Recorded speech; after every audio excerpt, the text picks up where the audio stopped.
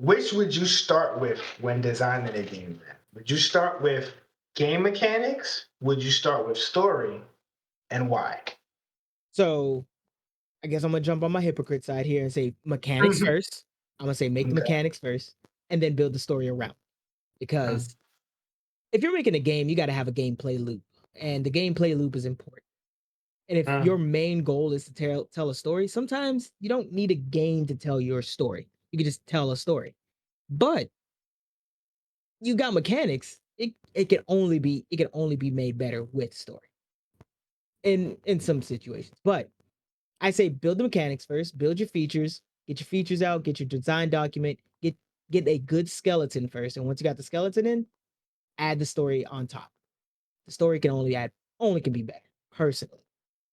Like, for example, if I was creating a heavy JRPG type game, I know at the end Mm. of the game you're gonna fight God. It's just the Mm. rules of the game. But let's make sure the game actually plays well so you can get there. Because the story's Right. fun, but Right. it'd be horrible to go spend 100 hours on a horrible game just because the story's Right. good. So they Right. make the mechanics first. What about you? What would you recommend? Um, it's gonna sound strange. I say it's either or, and it really Ooh, depends on what you're going for. I think if you're making a narrative based game, like let's say The Last of Us, I may have started with the story of The Last of Us and then kind of wanted to play with the mechanics to see what would best sell this story to the player and to give them the experience. But conversely, if I'm making, I hate to bring up a Mario or a Sonic or whatever, it's like I would probably start with the mechanics first and then go into the story. So I think it's all about player experience here. This is what it comes down to in my mind. Like, what is the experience you want to give this player? Is this about enthralling them in the story, having them feel like they're part of a universe that's greater than even themselves and the player, and then having mechanics that support that feeling? Or is it about creating great hand-eye moments um, that can be explained by a story? Or a better way to say that is it about creating these action sequences within the game that the player has complete control over that you then explain with a story? And so for me, I'd say it really depends on what you're going for, because based on our podcast here today, I think they're both equally as important, depending on which side of the fence you fall on when designing whatever game you're looking for. okay. Um, I put a gun to your head and I force you to pick one. Mechanics or story. You got to use one first. Which one you going for? There's only one um, bullet in the chamber, so you only get one answer.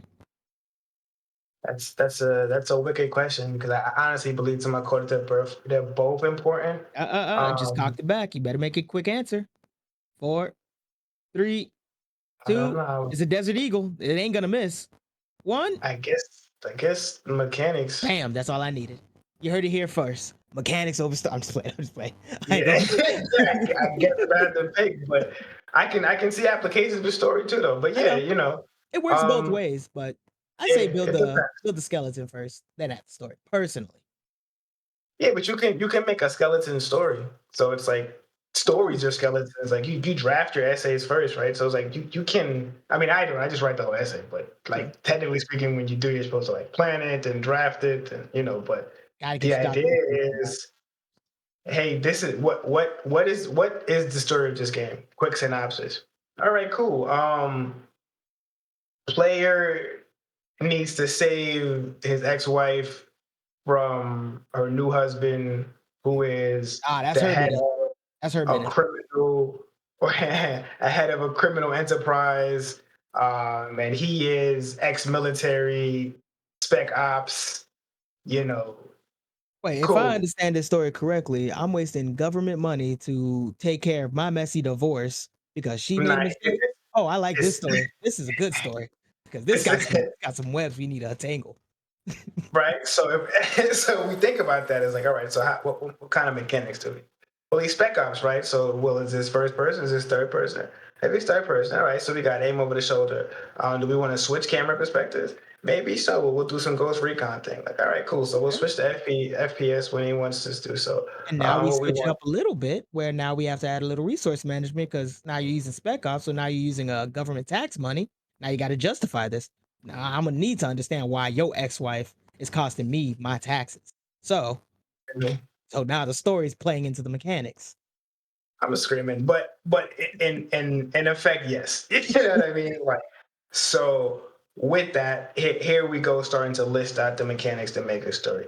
Yet, like we started with in the beginning, if I say to you, the player can walk, sprint, jump, shoot, crouch, and sneak, we're already thinking, well, you know what? Splinter Cell, Metal Gear Solid, right? Like, so you can take those mechanics and still wrap a whole story around that, and it's like, hey, this guy's a secret agent that, he had a Jason Bourne moment, and now he has to break into his old, uh, you know, organization headquarters to get information about himself, and all of that comes wrapped around from these mechanics. I think either or is completely fine depending on what you start with. You know what I'm saying? Like you might just be in your head like, man, I want to make a game like Pac-Man.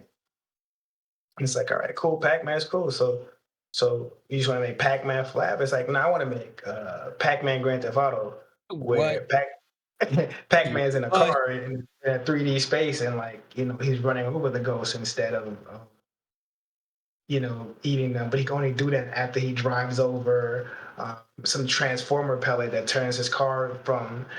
Regular Buick to a monster truck.